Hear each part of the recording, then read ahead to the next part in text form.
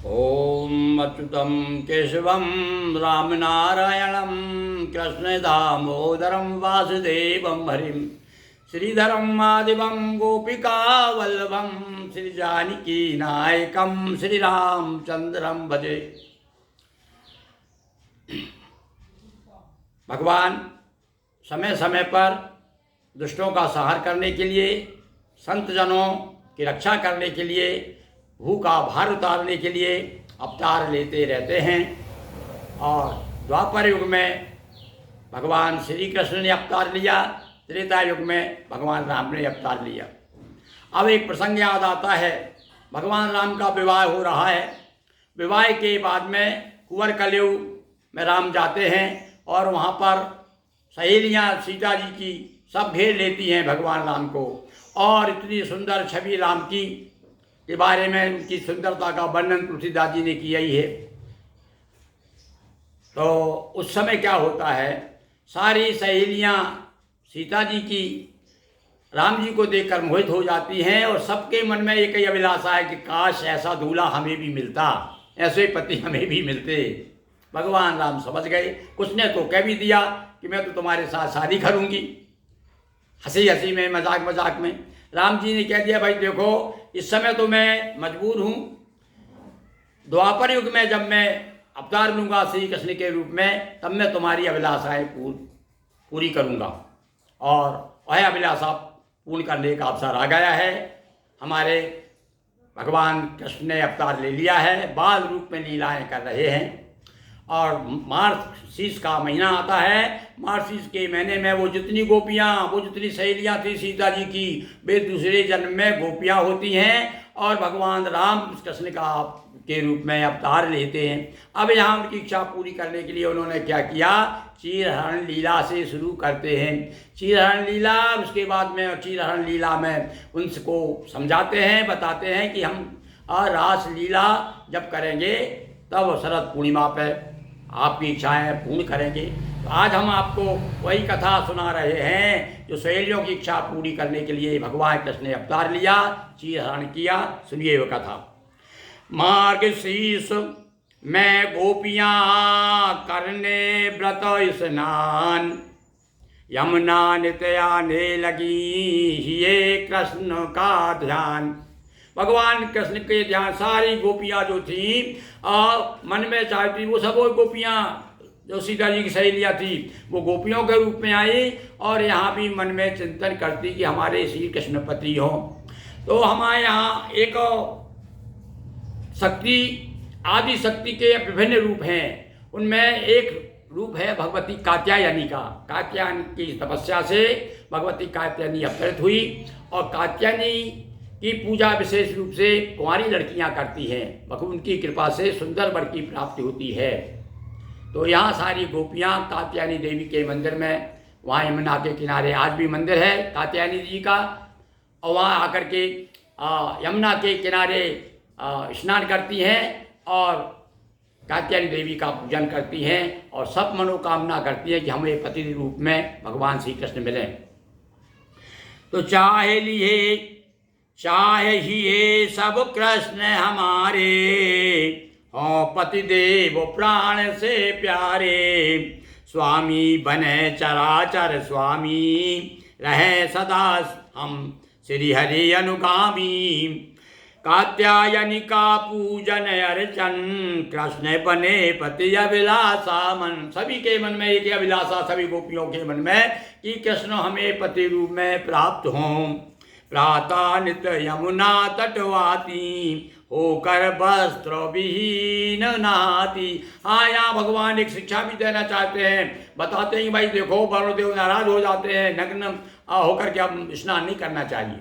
सब गोपियाँ क्या करती हैं, सबसे पहले कपड़े उतारती और नग्न होकर के स्नान किया करती थी यमुना में। तब उस नियम को भंग करने के लिए, उनको शिक्षा देने के लिए भगवान ने एक लीला रची। कौन सी लीला रची? एक दिवस सब वस्त्र उतारे, जल में गई रखो वस्त्र किनारे। सारी गोपियों ने क्या किया, और एकदम सवेरे सवेरे आई, बिल्कुल सूर्योदय होते होते आना पड़ता है। ये मार्गशीर्ष के महीने में जो स्नान करती हैं, नदी स्नान करती हैं, सारे कपड़े उतारे उन्होंने और नग्न होकर के स्नान करने लगी। भगवान समझ गए कि भाई आज तो कुछ कौतुक करना पड़ेगा।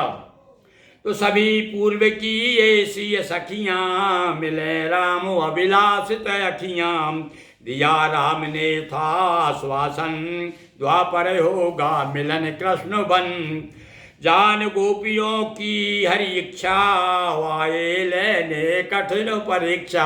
हाँ, ये भी कठिन परीक्षा है। ये जानना चाहते हैं कि तन मन धन से वास्तव में पूरी तरह से मेरे प्रति समर्पित है या नहीं, कोई किसी प्रकार की बीच में कोई आवरण तो नहीं है। इस आवरण को दूर करने के लिए भगवान ने लीला की। और क्या आ गए, बिना वस्त्रों के नग्न नहाना ठीक नहीं, यह भी बतलाना, और यह भी बताना था कि उचित नहीं है। तो सभी वस्त्र लेकर बनवारी आ गए अपने सखाओं के साथ में, और आकर के कदम के पेड़ पर चढ़ गए, सारे कपड़े उठा लिए उनके। सभी वस्त्र लेकर बनवारी और बैठे जायो कदम की डारी, ग्वालों सहित चरित यह कीना, चीर चुरायो सबक नव दीना। एक नई शिक्षा भी कह सकते हैं गोपियों के लिए। भगवान श्री कृष्ण कन्हैया जी लेकर के चीरा और कदम के ऊपर बैठ गए, कदम पर चढ़ गए। अरे गोपियों मत, और क्या कह रहे हैं वहां से। अब उन्होंने देखा और हमारे कपड़े कहाँ गए, और ठंड का दिन, मार्गशीर्ष का महीना यही चल रहा ना, अभी मार्गशीर्ष चल रहा है। अब इस समय ठिठुर गई वो, उस समय बहुत पड़ती थी ठंड भाई। तो हरी गोपियों मत शर्माओ, अपने सभी वस्त्र ले जाओ। इधर उधर उन्होंने ढूंढा, तब अरे अच्छा कन्हैया तुम यहाँ बैठे हो, अरे चोर तुम क्या, बहुत गलत बात है। सब कहने लगी हम शिकायत करेंगे, यशोदा मैया से कहेंगे तुम इतना ऐसा उपद्रव करते हो। कहने लगी तभी सब बाला और सबके प्यारे हो नंदलाल, अरे तुम हमको सब प्यार करते हो, हम जानते हैं तुम सबके प्यारे हो, पर भाई ऐसी अनीति तो मत करो, ऐसी मत अनीति अपनाओ और ठिठुर नहीं मत नग्न बुलाओ। भगवान तो कह रहे तुम जैसी अवस्था में हो वैसे ही आ जाओ। तो कह रहे अरे हमें नग्न मत बुलाओ, तुम हम ठिठुर नहीं हैं, हमारे कपड़े दे दो। और बार बार तो प्रार्थना कर रही हैं, पर भगवान वहाँ से मुस्कुरा रहे हैं। सारे ग्वाल बाल भी आनंद ले रहे हैं। कहा कृष्ण यदि स्वामी जानो तो मेरी आज्ञा भी मानो। अब भगवान कहते अच्छा मैं समझ रहा हूँ तुम मुझे पति रूप में चाहती हो ना, तो मेरी आज्ञा भी मानना पड़ेगा भाई। मैं चाहता हूँ कि तुम जैसी हो वैसी ही आ जाओ। तब जो है बेचारी अपने अपना हाथ गुप्तांग पे रख करके आ गई। तब वहाँ पर कहते हैं भगवान कहते हैं नहीं, हाथ जोड़ करके प्रार्थना करो कि हमारे वस्त्र दो हमको, तब देंगे। और इस प्रकार से भगवान ने उनसे उनके वस्त्र दिए। आई सब तज मर्यादाएं तज संकोच सभी बालाए। यहाँ पर भगवान ने बताया कि भैया आवरणहीन होकर के किसी भी प्रकार का छल छंद मोह, यानी सठ विकार की बात है, किसी प्रकार का विकार मन में नहीं होना चाहिए। सब जो छोड़ देगा वही मुझ तक आएगा। तज संकोच सभी बालाएं आई सब तज मर्यादाएं, वस्त्र दिए तब कृष्ण कन्हाई और नग्न नहाना त्रुटि बतलाई। यह भी बताया कि भाई बहुत बड़ा अपराध है, वरुण देव नाराज हो जाएंगे। आज के बाद से कोई भी स्नान, तो वास्तव में तब से देखो परंपरा हो गई है, कोई भी नग्न होकर के नहाता नहीं है। तो इस प्रकार से भगवान ने शिक्षा भी दी और आवरण भी हटा दिया उनका। सफल तुम्हारी साधना जाओ सब निज के, और कह दिया कि अब आप अपने घर जाइए, और मैं समझ रहा हूँ तुम्हारी अभिलाषा क्या है, इच्छा क्या है। तुमने कात्यायनी देवी का पूजन किया है, कात्यायनी देवी भी प्रसन्न है तुम्हारे ऊपर।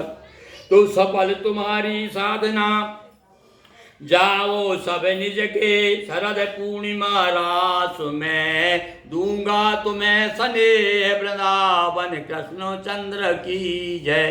बोलिए नर्मदा मैया जी की जय, उमापति महादेव की जय, हर हर महादेव शंभो। दोस्तों वीडियो को लाइक शेयर कर चैनल को सब्सक्राइब करें। बहुत बहुत धन्यवाद।